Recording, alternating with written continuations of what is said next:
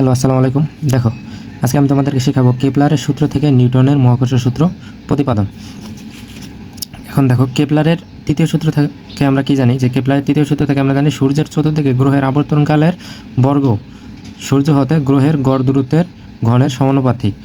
অর্থাৎ সূর্যের চতুর্দিকে গ্রহের আবর্তনকালকে যদি আমরা টি ধরি, টি এর বর্গ হবে গ্রহের গড় দূরত্বের ঘনের সমানুপাতিক। গড় দূরত্বকে যদি আমরা আর ধরি, তাহলে আর এর ঘনের সমানুপাতিক হবে কি টি স্কোয়ার সমানুপাতিক হবে আর কিউব।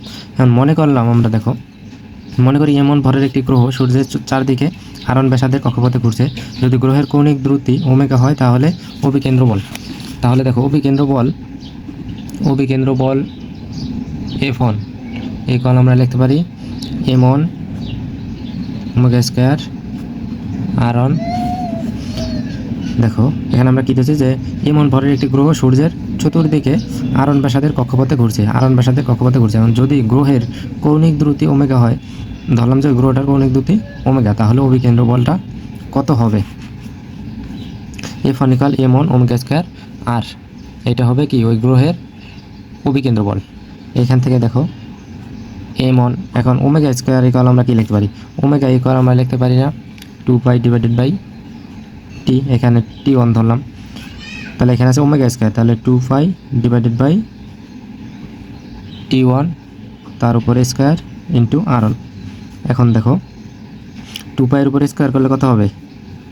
M1 2π এর উপরে স্কোয়ার করলে কত হয়ে যাবে? 4, 2 এর উপরে স্কোয়ার করলে 4, পায়ের উপরে স্কোয়ার করলে পাই স্কোয়ার আরন, আর নিচে হবে T1 তার উপর স্কোয়ার। এখন এটাকে যদি আমরা সাজাই লিখি, তাহলে 4π স্কোয়ার এটাকে সামনে লিখি, M1 আরন এটাকে পরে লিখলাম, ভাগ আছে টি স্কোয়ার।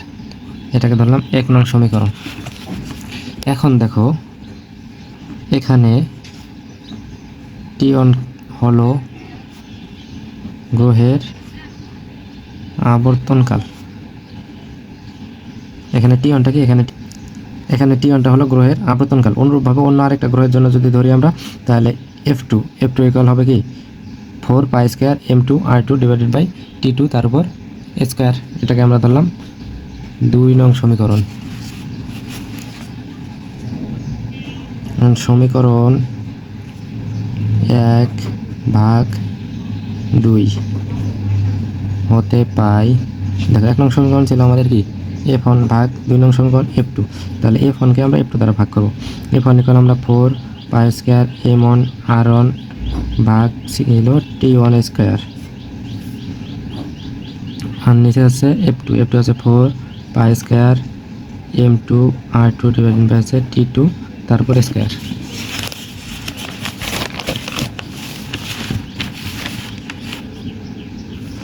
এখান থেকে দেখো, আমরা F1 ভাগ F2 4π স্কোয়ার M1 R1 ভাগ T1 স্কোয়ার, আর নিচের ভগ্নাংশটা আমাদের দেখো, এখানে নিচের ভগ্নাংশটা এখানে ভাগ আকারে আছে। এটাকে যদি আমরা গুণ আকারে করে দিই, তাহলে হরটা যাবে লবের জায়গায়, লবটা আসবে হরের জায়গায়। এটা যদি এখানে গুণ করে দেই, তাহলে কি হবে?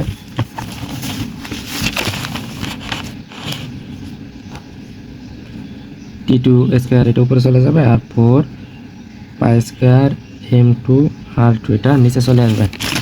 তারপরে দেখো, আমরা যদি কাটাকাটি করি,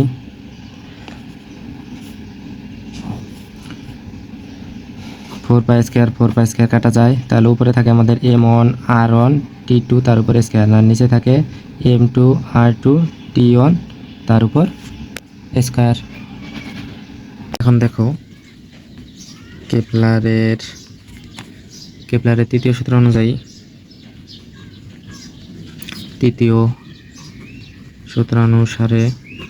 কেপলারের তৃতীয় সূত্র অনুসারে আমরা কি জানি? টি স্কোয়ার সমানুপাতিক হচ্ছে আর কিউব। কেপলারের তৃতীয় সূত্র অনুযায়ী আমরা জানি টি স্কোয়ার সমানুপাতিক আর কিউব। অতএব এখান থেকে আমরা লিখতে পারি T2 square / T1 square = R2 cube ভাগ হচ্ছে R1 কিউব। সমীকরণ 3 হতে পাই। এখন এই মানটা আমরা সমীকরণ 3-এ বসায় দেব। সমীকরণ 3 আমাদের কি ছিল? F1 ভাগ হচ্ছে F2। সমীকরণ 3-এর উপরে ছিল হচ্ছে M1 R1 ভাগ M2 R2 ইন্টু হচ্ছে, দেখো, যেখানে টি ছিল, টি এর জায়গায় আমরা কি বসাই দেব, টি এর জায়গায় বসাই দেব টি2 জায়গায় বসাই দেবো R2, আর T1 এর জায়গায় বসাই দেবো R1। তাহলে R2 কিউব ভাগ আছে R1 কিউব। এই দুইটা থেকে দেখো এমন, এইখান থেকে দেখো এই R1 দ্বারা এখানে যে কাটাকাটি করো তাহলে নিচে R2 দুইটা থাকবে, তাহলে R1 উপরে থাকবে দুইটা R2, উপরে থাকবে দুইটা R2 উপরে স্কয়ার, আর নিচে থাকবে M2 R1 এর উপর স্কয়ার। অতএব F1 ভাগ M1 R1 square equal F2 ভাগ M2 R2 তার উপরে স্কয়ার। সুতরাং যে কোনো গ্রহের ক্ষেত্রে আমরা লিখতে পারি F equal K into M ভাগ R তার উপর স্কয়ার। এটা হচ্ছে আমাদের 4 নং সমীকরণ। তারপরে দেখো এই 4 নং হতে দেখা যায় যে গ্রহের প্রতি সূর্যের আকর্ষণ বলের সাথে গ্রহের ভরের সম্পর্ক আছে। এই কারণে কে এর পরিবর্তে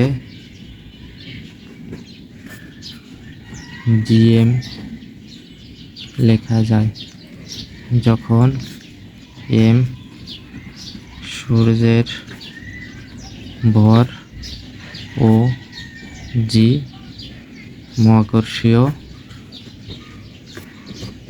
ধ্রুবক।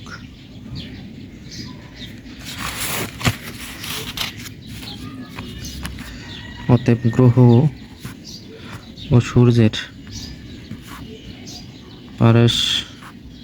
পারস্পরিক আকর্ষণ বল F হলে পারস্পরিক আকর্ষণ বল F হলে F ইকুয়াল আমরা লিখতে পারি GM ভাগ হচ্ছে R স্কয়ার। এটি নিউটনের মহাকর্ষ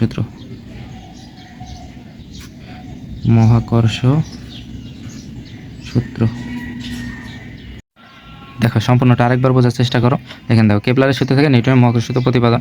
কেপলারের তৃতীয় সূত্র হলো সূর্যের চতুর্দিকে গ্রহের আবর্তনকালের বর্গ সূর্য হতে গ্রহের গড় দূরত্বের ঘনফলের সমানুপাতিক। তাহলে সূর্যের আবর্তনকাল যেটি হয় টি এর উপরে স্কয়ার, সূর্যের আবর্তনকালের বর্গটা আমরা টি এর উপরে স্কয়ার সমানুপাতিক কী হবে, গ্রহের গড় দূরত্ব যদি আমরা R ধরি তাহলে R কিউব, টি স্কয়ার সমানুপাতিক R কিউব। এখন আমরা দেখো মনে করে নিলাম M1 ভরের একটি গ্রহ সূর্যের চারদিকে R1 ব্যাসার্ধের কক্ষপথে ঘুরছে। যদি গ্রহের কৌণিক দ্রুতি ওমেগা হয় তাহলে অভিকেন্দ্র বল। দেখো অভিকেন্দ্র বলটা আমাদের কাজ করে কোন দিকে, মনে করো এটা গ্রহ বৃত্তাকার, অভিকেন্দ্র বলটা কাজ করে তার কেন্দ্রের দিকে যে বলটা কাজ করে এটা হচ্ছে কি অভিকেন্দ্র বল। এটা ধরো R1 ব্যাসার্ধ ধরলাম আমরা R1, আর এই বলটা কাজ করতেছে কেন্দ্রের দিকে, এখানে মনে করো ওমেগা কৌণিক বেগে ঘুরতেছে, তাহলে সেখান থেকে আমরা অভিকেন্দ্র বল F1 ইকুয়াল লিখতে পারি M1 omega square R1। M1 দেখো ওমেগা ইকুয়াল আমরা আবার কি লিখতে পারি, ওমেগা ইকুয়াল 2 পাই ভাগ টি। তাহলে এখানে যদি আমরা প্রথম গ্রহের জন্য বের করতেছি তাহলে omega equal 2 pi divide by লিখলাম T1। ওমেগা জায়গায় কি বসাতে 2 পাই ভাগ T1, তার উপর স্কয়ার ছিল স্কয়ার। এখন এটার উপর দেখো M1 2 পাইয়ের উপর স্কয়ার করলে 4 পাই স্কয়ার ভাগ T1 এর উপর স্কয়ার করলে T1, আর R1 এর জায়গায় আছে, এটাকে আমরা সাজিয়ে লিখছি 4 পাই স্কয়ারটাকে সামনে লিখছি, M1টাকে পরে নিয়ে M1 R1 এটাকে সাজিয়ে লিখছি। এখানে দেখো এখানে T1 হলো গ্রহের আবর্তনকাল। অনুরূপভাবে F2 সেমভাবে যদি আমরা দ্বিতীয় আরেকটা গ্রহ কল্পনা করি, দ্বিতীয় আরেকটা গ্রহের জন্য আমরা কি পাবো, F2 equal 4 pi square M2 দ্বিতীয় গ্রহের ভর, দ্বিতীয় গ্রহের ব্যাসার্ধ R2 ভাগ দ্বিতীয় গ্রহের ক্ষেত্রে আবর্তনকাল T2 তার উপর স্কয়ার। এটা হবে আমাদের 2 নং সমীকরণ। এখন সমীকরণ 1 আর 2 আমরা যদি ভাগ করি, 1 কে 2 দ্বারা ভাগ করি তাহলে F1 ভাগ F2 ইকুয়াল F1 এর যে আমরা মানটা ছিল দেখো F1 এর যে মানটা আমরা পাইছি 1 নং সমীকরণে, এটা ভাগ 2 নং সমীকরণে F2 এর যে মানটা পাইছি, যে 1 নং সমীকরণ ভাগ 2 নং সমীকরণে যে মানটা পাইছি এটা। এখান থেকে আমরা ভাগ করলে দেখো কি পাই, যেহেতু আমাদের এটা ভাগ আকারে ছিল, ভাগটা গুণ করে দিলে নিচের যে ভগ্নাংশটা আছে এটা কি হয়ে যায়, উল্টে যায়, অর্থাৎ হরটা লবের জায়গায় যায়, লবটা হরের জায়গায় চলে আসে। তারপরে এখান থেকে আমরা 4/2 কাটা দিতে পারি, কাটা দিলে থাকে উপরে থাকে কি m1 r1 t2 স্কয়ার, এই যে t2 স্কয়ার, আর নিচে থাকে m2 r2 t1 স্কয়ার। এখন দেখো কেপলারের তৃতীয় সূত্র অনুযায়ী আমরা কি শিখছিলাম, যে আবর্তনকালে বর্গ তার কি ব্যাসার্ধের সমানুপাতিক, তাহলে টি স্কয়ার সমানুপাতিক আর কিউব, এটা আমরা শিখছিলাম। তাহলে অতএব আমরা এখান থেকে লিখতে পারি t2 স্কয়ার ভাগ t1 square equal r2 cube ভাগ হচ্ছে r1 কিউব। এখন সমীকরণ 3 হতে আমরা কি পাই, সমীকরণ 3-এ আমরা যেখানে t2 ছিল, সমীকরণ 3-এ আমাদের t2 ছিল, t2 জায়গায় আমরা বসাই দেবো কত, t2 জায়গায় বসাই দেবো আমরা r2 তার উপর কিউব, আর t1 স্কয়ারের জায়গায় বসাই দেবো r1 কিউব। দেখো আমরা সমীকরণ 3-এ t2 জায়গায় বসাই দিয়েছি r2 কিউব ভাগ r1 কিউব। এখান থেকে আমরা কাটাকাটি করলে পাই, দেখো m1 r1 square m1 r2 square, sorry এখান থেকে কাটাকাটি করলে পাই আমরা m1 r2 স্কয়ার, m1 এখান থেকে দেখো এই r2 দ্বারা এই r, এখানে 3টা r2 আছে, 3টা r2 থেকে একটা r2 যদি কাটা যায় তাহলে 2টা r2 থাকে, তার মানে r2 স্কয়ার থাকে। আর নিচে ছিল আমাদের r1 কিউব, এখান থেকে এই r1 দ্বারা কাটাকাটি করলে নিচে থাকে r1 স্কয়ার।